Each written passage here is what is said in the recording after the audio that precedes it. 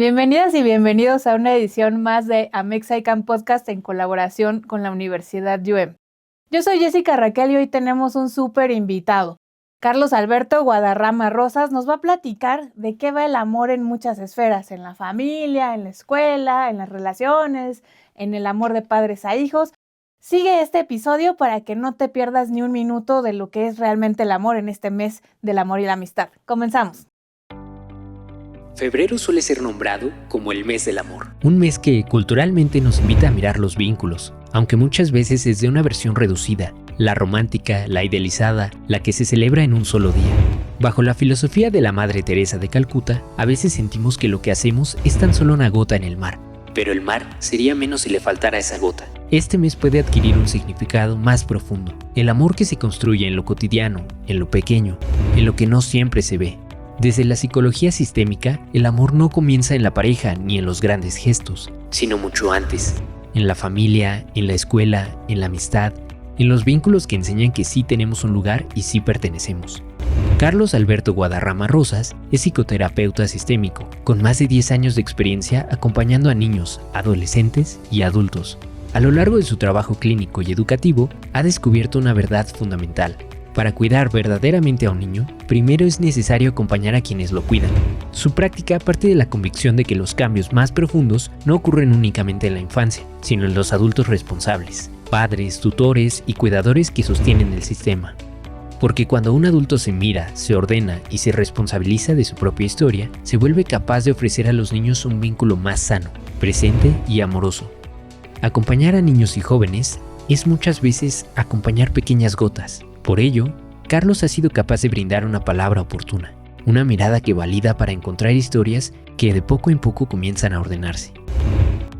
En este episodio, y en este mes de febrero, hablaremos del amor desde sus raíces más profundas, no como ideal, sino como vínculo que sostiene, ordena y da sentido. Estás escuchando Amex ICANN Podcast, el espacio donde las conversaciones que realmente importan se ponen en la mesa. Bienvenidos.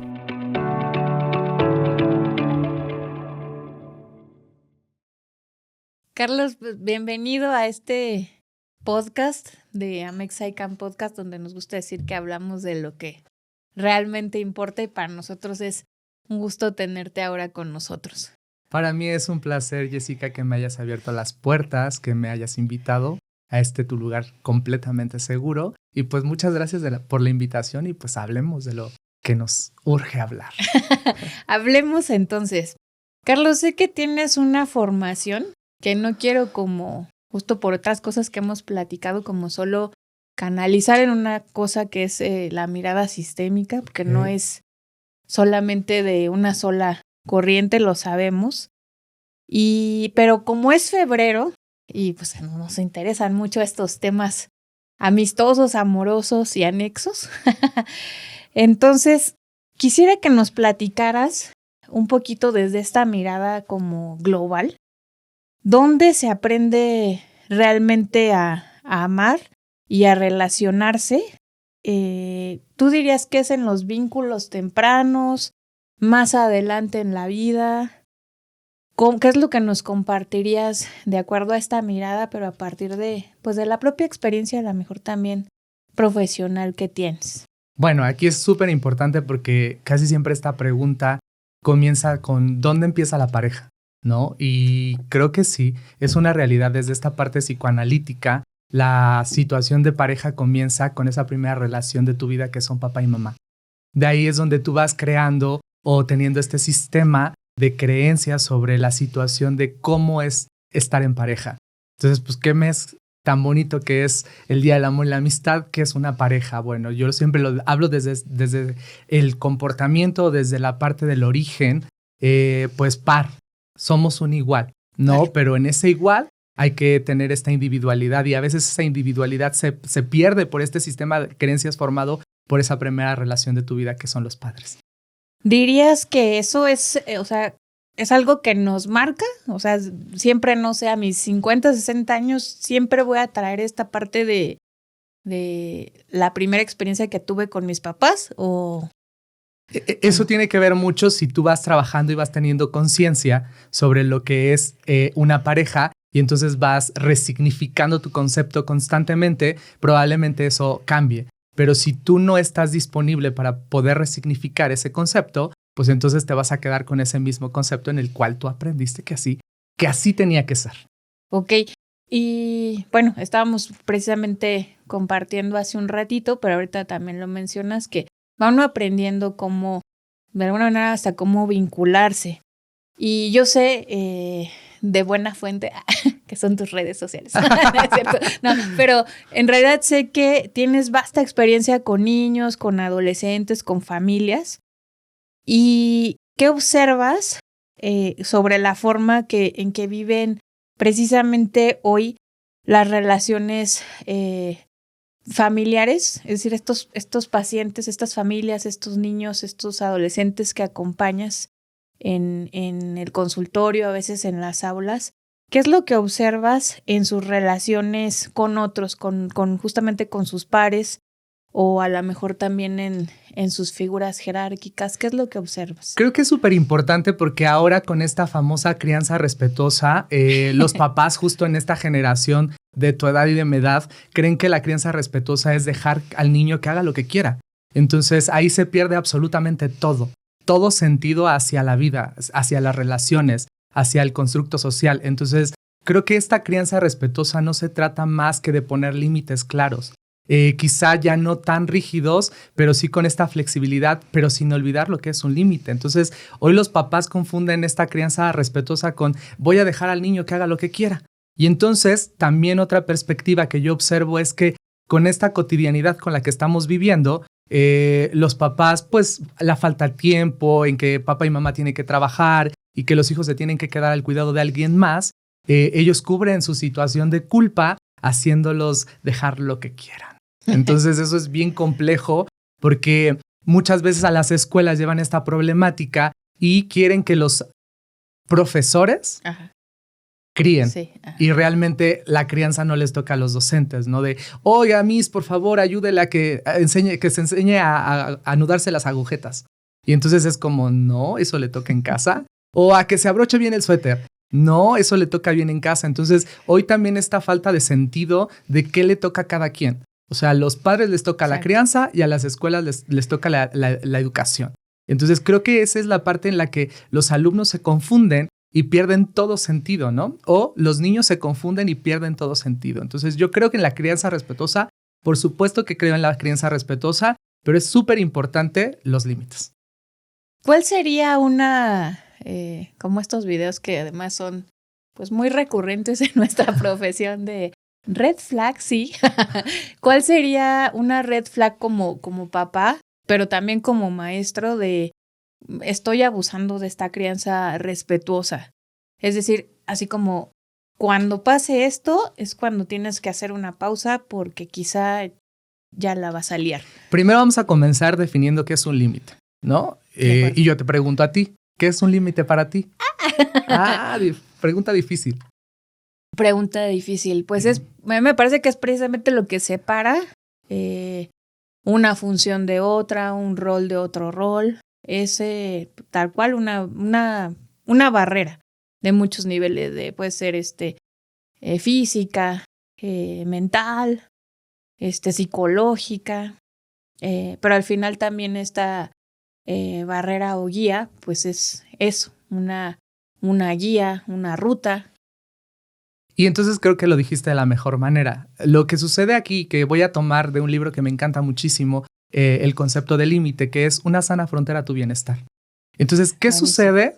¿Qué sucede aquí con esta pregunta que me hacías? Es cuando el niño está rompiendo con esa sana frontera o de su bienestar o del bienestar de alguien más. Emocional, claro, físico, mental, social. O sea, creo que aquí los padres tienen que darse cuenta que cuando el niño está rompiendo con esa sana frontera, entonces el límite se perdió. Entonces, en esta parte de la crianza respetuosa, los límites son súper importantes. El límite, el que haya una sana frontera de bienestar del niño hacia sí mismo y hacia todo lo que le rodea, eso va a generar que el niño se desenvuelva con mayor plenitud en cualquier contexto. Entonces, lo que sucede aquí es que justo es eso. Hoy los papás no saben ni siquiera qué es un límite. Entonces yo comienzo con eso casi siempre en consulta. Yo siempre veo cuál es su concepto para que ellos redefinan su concepto y resignifiquen ese concepto. Entonces comienzo con esa parte. De ahí, a veces los papás con esta situación de culpa que se maneja mucho por los tiempos, por la sociedad en la que nos encontramos, entonces voy poniendo qué tipos de límites, ¿no? ¿Qué pasa muchas veces con los papás en la crianza respetuosa? Dejan a un lado los límites y todo el tiempo empiezan con límites flexibles o límites confusos. ¿Cuál es la diferencia entre uno y otro? Bueno, el flexible es aquel en donde al niño, al adolescente, tú le pones 2 opciones y no hay más. Porque muchas veces es, ¿y tú qué quieres? Y quizá muchos digan, Carlos, pero eso es demasiado autoritario, ¿no? Pero es un límite flexible. Entonces, sí. ¿Por qué? Porque le estás dando opciones, opción A, opción B. Y entonces el adolescente o el niño dice, no, yo quiero opción C. No, es que esta no está dentro de las opciones, ¿sabes? Entonces ahí los papás todo el tiempo son límites flexibles, pero en estos límites flexibles existe la opción C, la que el niño da, ¿vale? Y entonces, ¿qué sucede? Ellos empiezan los límites confusos, porque en esta confusión muchas veces el papá con esta culpa, con este miedo de criar, es, bueno, pongo el límite, pero bueno, está bien, ya, se me olvidó. Entonces pasan 2 horas y ya se le olvidó. Y entonces ahí, ¿qué sucede? Pues ya no hubo límites, ¿no? Y por último, también están los límites rígidos, ¿no? Eso sí es autoritarismo.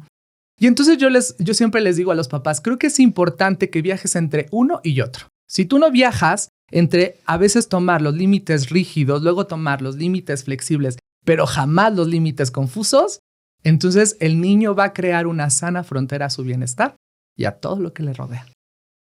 Oye, ¿y en qué medida? Porque además aquí en las familias, no sé si solo en México, creo que también es un tema de Latinoamérica, las familias suelen estar compuestas de más personas a veces, ¿no? O sea, no solo es papá y mamá, sino que a veces tenemos ahí a la abuelita o por alguna razón viven los abuelos o algún tío y de pronto todos quieren educar al niño. Ahí, ¿cuál es la estrategia o la sugerencia para que el niño no se confunda? Porque es diferente precisamente el límite de un papá o de una mamá al que a lo mejor pudiera estar brindando los abuelos, que sabemos que están pues, claro, para consentir. Exacto, la función principal de un abuelo pues es definitivamente consentir. Hacer lo que no pudieron hacer con los hijos, ¿no? Entonces, pues pasan con los nietos y los dejan hacer lo que no hicieron con los hijos. Entonces, ¿qué sucede aquí? Creo que es bien importante porque hay mucha confusión de roles, ¿no? Entonces, creo que quien sí necesita llevar la batuta de la familia o en caso de cierta familia son los padres. O sea, sí o sí los padres tienen que poner los límites y entonces comunicarlo a los abuelos para que los abuelos puedan llevarlo a cabo. Es como en todo sistema, es una red y es una red incondicional. Si alguno de esos rompe con esa red, pues entonces el límite ya no está. Entonces aquí siempre debe de haber una figura de autoridad y hoy mucho a los papás no les gusta. Quizá en esta generación en la que nos encontramos es como... Nos negamos a ser adultos. Nos negamos a ser adultos. Entonces creo que es súper importante que debe de haber quien funja el papel de autoridad, ¿no? Y que yo siempre les digo papá o mamá. ¿No? Porque también es importante, hoy te vas a topar con muchos tipos de familia. Entonces, sí. Por eso yo les digo a mis alumnos en la maestría, es que tienes que mirar y estudiar a las familias. Si tú no estudias a las familias, no vas a saber tampoco en qué tiempo te encuentras. Pero sí es importantísimo que en las familias haya alguien con una figura de autoridad. Y qué mejor que los padres, ¿no? Y que los abuelos y los tíos puedan seguir las reglas, porque esa es la gran confusión de, oye, es que se queda con mi mamá, o sea, con la abuela, ajá, ¿no? Y pero la abuela lo deja hacer lo que quiera. Entonces, a veces también dentro de la terapia familiar, que me encantan mucho las escuelas de la terapia familiar, pues justo es, ¿qué está pasando? ¿Por qué la abuela no está siguiendo ese orden o esa parte de llevar a cabo el límite? ¿Desde dónde está actuando? Entonces aquí es a veces citar también a la abuela para observar qué está pasando y por qué lo está dejando, desde dónde lo está dejando, para qué lo está dejando. Y entonces verificar cada red, pero yo siempre les digo y les hago mucho saber a los abuelos y a los tíos, quien tiene la última decisión son sus papás. Qué fuerte, ¿no? Definitivo. Sí. Definitivo.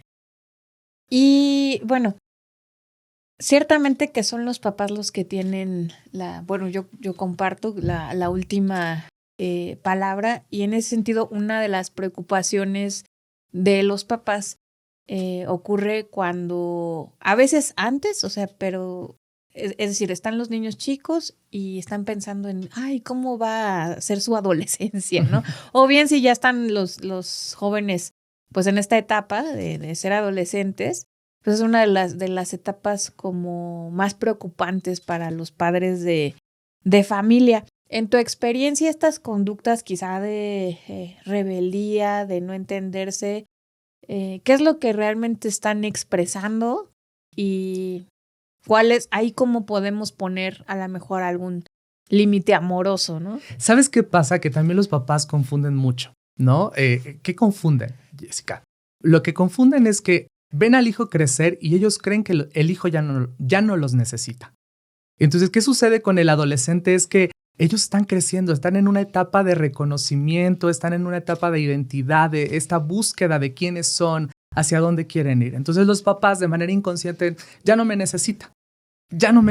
Y yo siempre que llegan a consulta a los adolescentes es de, por supuesto que te necesitan. Es la etapa en la que más necesitan que tú los guíes, que tú los orientes. Pero el adolescente comienza a cerrarse porque cree que estás invadiendo su mundo. Entonces, algo que me encanta mucho compartir siempre con los papás de adolescentes es justo esta parte. El adolescente no te va a decir qué pasa, ¿no? Llegas y entonces le dices, ¿qué tienes? Y nada, ¿no? O, ya me voy. Y entonces huyen. Entonces, ¿qué es importante aquí y que yo les recomiendo mucho para comenzar a marcar esta parte de los límites, para guiar y para orientar? ¿Cuáles son sus símbolos? ¿Y qué son los símbolos en un adolescente? Bueno, te doy un ejemplo maravilloso y hoy lo pongo contigo, ¿no? Hoy traes un saco rojo, ¿cierto? Cierto, muy cierto. Entonces, ¿en qué etapa de tu vida tú tuviste la adquisición de ese saco rojo? Ay, qué buena pregunta, no me acuerdo, pero... Y no me acuerdo. No sé, quizás hace unos 5 años más o menos. ¿Y qué pasaba en ese momento? No nos tienes que decir porque no es aquí ventilar absolutamente a nadie. Exacto, ese es un símbolo. Y a través de ese símbolo yo te puedo conocer. Si algo me encanta muchísimo con el adolescente es conocer al adolescente a través de sus símbolos. Recuerdo muchísimo dentro de mis primeros trabajos con adolescentes, llegó un chico de 16 años que estaba súper enojadísimo con la familia, ¿no? Y entonces yo quería saber desde dónde y cuál era su enojo. Recuerdo en aquel entonces que él no hablaba en terapia. No hablaba. Y entonces tú sabes que trabajar con adolescentes es súper complejo porque quizá hay terapias que digas, hoy no habló y está perfecto. Pero si tú te pones a ver cada uno de sus símbolos, y entonces yo descubrí 2 símbolos importantes en él. Uno, siempre llevaba playeras de fútbol, de las Chivas. Y no estamos hablando si te gustan o no te gustan. Entonces, ¿qué sucedía? Pues ahí comencé a hablar con él de las Chivas. En su terapia hablaba de las Chivas. Y entonces uno como papá o como terapeuta, pues te vas a empapar de lo que les gusta. Entonces empezamos a hablar del fútbol, de los tipos de fútbol, quién llevaba en ese momento el liderazgo del equipo. Y entonces descubrí muchas grandes cosas y descubrí que para él su familia era súper importante. Y 2, llevaba chanclas. Cada vez que llegaba a terapia, llegaba a chanclas, con chanclas. Y entonces una vez así le pregunté y le dije, oye, me he dado cuenta de algo. ¿Qué? Ya sabes, típica respuesta del adolescente. ¿Qué? Vienes con sandalias. Ay, ¿tú también me vas a decir que no las puedo usar? Le dije, no, es que tengo una gran pregunta para ti. ¿Qué? Que no es cualquier sandalia. No es la típica sandalia del tianguis o de la zapatería. Es de marca. Y entonces él me dijo, oye, qué fijado eres. Y entonces de ahí empezamos a hablar, ¿sabes? Entonces en el adolescente es muy importante que tú te metas a su mundo. ¿Y cómo lo vas a hacer? A través de los símbolos. Por eso mi sugerencia siempre con los papás de adolescentes es métete a su mundo a través de sus símbolos. Sé que no te van a gustar, pero métete a su mundo a través de sus símbolos y vas a descubrir qué necesitan de ti. Oye, qué interesante y qué importante, porque a veces es complicado, o sea, la edad en sí misma es complicada, creo que todos los que hemos vivido eso es como ni uno mismo se entiende, pero rescatar estos símbolos es valiosísimo, me parece una información valiosísima para las familias, para los papás jóvenes, entonces está buenísimo. Pero además en estos símbolos, pues, que tú eres ahí sí ya el experto, pues están dentro o también están acompañados de historias de vida que además has tenido oportunidad de trabajarlo en temas terapéuticos, pero también en la educación. Y justo desde esta mirada, desde esta experiencia, pues cuál es la importancia de esta narrativa o de esta historia de vida que vamos construyendo de uno mismo y cómo se refleja en cómo nos relacionamos con otros, porque decíamos, bueno, sí, febrero es el amor y todo, pero no solamente hay relaciones amorosas, hay de amistad, hay de trabajo, hay muchos tipos de relaciones y invariablemente uno ve que no es que uno quiera tropezar de nuevo con la misma piedra, pero sí se van manifestando como algunas cosas de eso que traemos de nuestra propia historia de vida. Entonces, platícanos más de esto.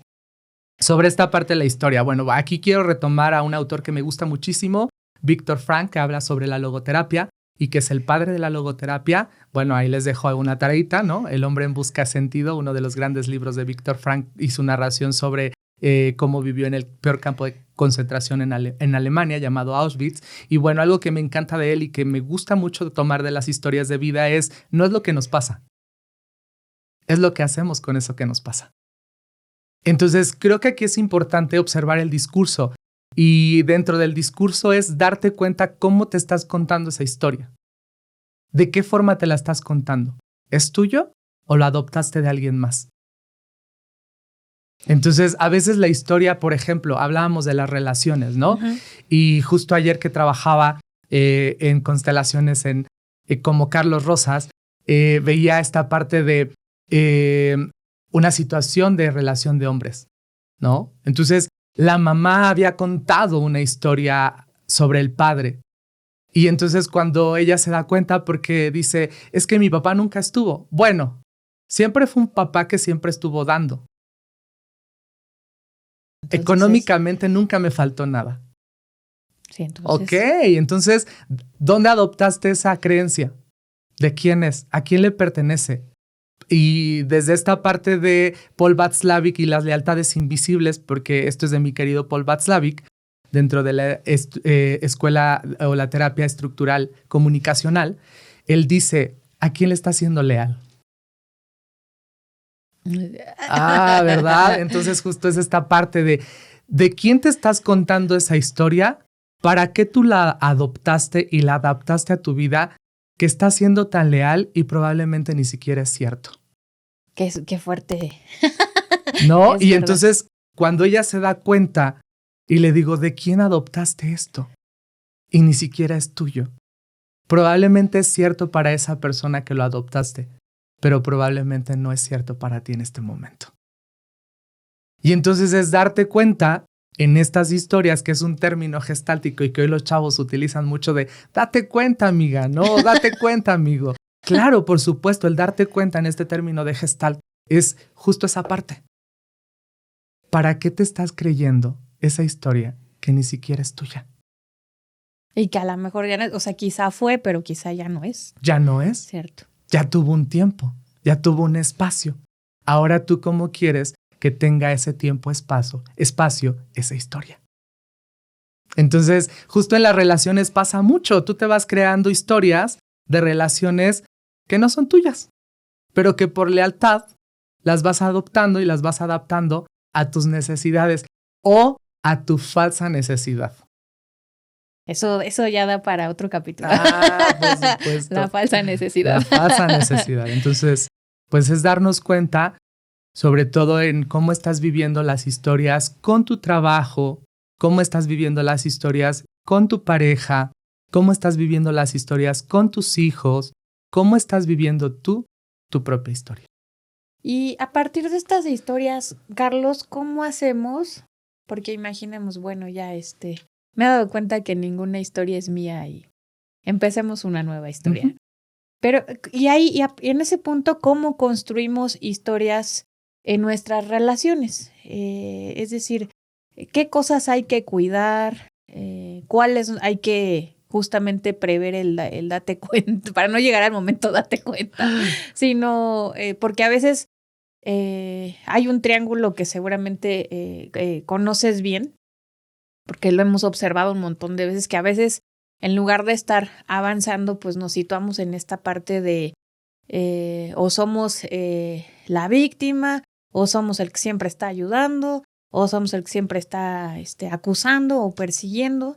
Y entonces, justo a partir de esta historia, ¿cómo le hacemos para no caer en estos, digamos, 3 papeles estelares que en lugar de ayudar a que sigamos avanzando, pues como que nos regresan estas historias que sabrá Dios de quién son? Bueno, tú me conoces perfecto y sabes que a mí me gusta ser muy práctico. Entonces, hay un ejercicio que me encanta muchísimo y que hoy también te comparto y les comparto a todos, que es esta parte de el antes y el ahora.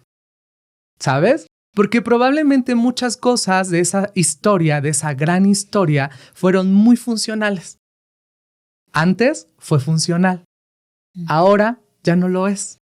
Y como ya no lo es, lo que voy a hacer es acción concreta. ¿Sabes? Es decir, por ejemplo, ¿no? Y lo pongo en mí porque siempre yo les digo, a veces como psicólogos la experiencia cuenta, ¿no? Antes mi papá creía que tener negocios era muy funcional. Funcionó. Ahora ya no me funciona.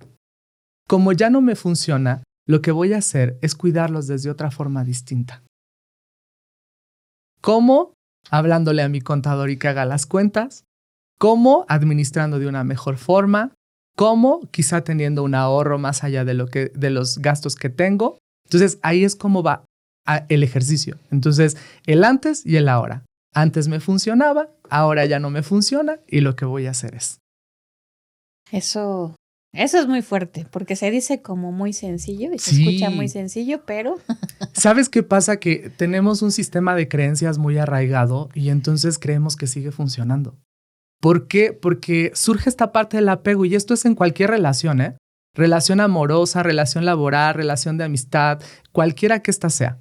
Entonces, el apego es súper importante y hoy todo mundo habla de, ay, sí, tus 4 estilos de apego, ¿no? De Mary Ainsworth. Y no es así, porque cuando tú ya lo estás viviendo dices, ok, ¿y ahora qué voy a hacer?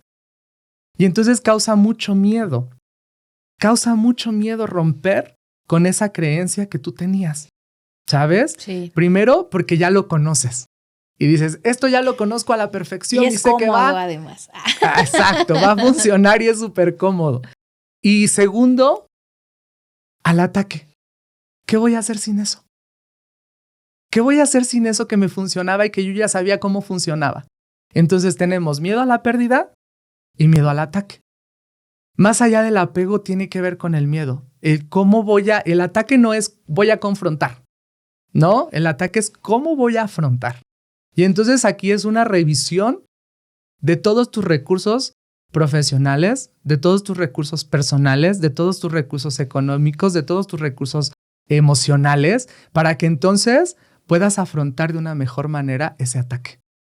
Y en palabras a la mejor prácticas, Carlos, vamos a imaginar que justo nos está pasando porque la vida nos llevó a eso, así de, ya no tengo ABC o estoy a punto de no tener ABC. ¿En qué hay que concentrarnos? ¿En qué no hay que perder enfoque? Porque es súper fácil, como es cómodo, es súper fácil como de, no, mejor me regreso a mi primera historia que me conté y a esta posición, no sé si sea segura, pero cómoda sí. ¿Y cómo le hacemos para justo seguir avanzando? Y que las relaciones pues no se estropeen en el camino, porque pues como seres humanos pues nosotros pertenecemos a una red pues muy amplia y todo lo que hacemos pues repercute en los otros. Entonces, ¿qué dirías que es como el ABC cuando ya estamos viviendo esto hay incluso un podcast que se llama La magia del caos? Yo no estoy tan a favor, pero estamos en este punto. No sé si el caos sea mágico, pero bueno, estamos en este punto. ¿En qué nos concentramos? Pues justo, porque van a haber muchos factores a tu alrededor que van a influir para que tú te desconcentres, ¿cierto? Y para ver qué tan seguro estás de tu decisión. Y algo que es importante y creo que necesitas comprender es que no hay decisiones buenas ni decisiones malas. Solo son decisiones que estás tomando en el momento y que tú sabías que iban a salvar tu vida en este momento o en ese momento. Entonces lo primero que debes de concentrarte es que voy a tomar una decisión mala. No. Vas a tomar la mejor decisión para que tú seas funcional. Entonces, ¿qué sucede? Pues justo eso, que a veces nos cuesta tanto trabajo porque vivimos en un sistema de creencias donde las decisiones pueden ser muy malas o pueden ser muy buenas. Entonces, lo primero que tienes que dejar de creer es que tu decisión es buena o mala. Estás tomando la mejor decisión para ponerte a salvo. Y quizá cuando no funcione esa decisión, pues es momento de tomar otra decisión. Así son las decisiones para que sean funcionales. Vamos con un ejemplo práctico, ¿no? Me corrieron del trabajo. Y entonces estabas en una gran zona de confort. Porque pues tenías un sueldo fijo, porque tenías prestaciones, porque, ¿sabes? Y entonces aquí es revisar esos recursos, experiencia, qué sabes hacer, cómo lo sabes hacer, dónde lo aprendiste, para qué lo aprendiste en ese momento. Y entonces darte cuenta que con todos esos recursos tú puedes tomar una decisión. Pero justo como hay miedo de afrontar algo nuevo y diferente, es revisar tus recursos para que tomes la decisión que sea en ese momento la ideal para ti. Carlos, platicábamos hace un ratito que a veces los límites están un poquito difusos o que a veces queremos tomar pues roles que no nos corresponden. ¿Cómo podemos acompañar? Porque no quisiera justo a lo mejor decir cuáles son los errores, sino en qué cosas tenemos que cuidar, por ejemplo, desde el punto de vista, no sé, como un maestro, por ejemplo. ¿Qué cosa hay que cuidar para no invadir pues lo que hacen propiamente los padres, por ejemplo? Que creo que se da. En la parte educativa pasa mucho que los maestros llevamos nuestras historias al aula, ¿no? Correcto, sí. Y entonces, si tú no has trabajado tus recursos o tus historias, ¿no? Si no las has hecho conscientes, y esto tiene que ver a nivel psicoanalítico,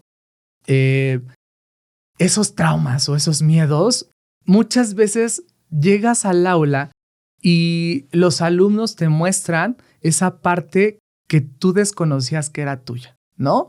En el niño que, por ejemplo, está al cuidado de los abuelos o el niño que nunca llega desayunado y entonces a ti trae esos recuerdos y te lleva a esas situaciones traumáticas.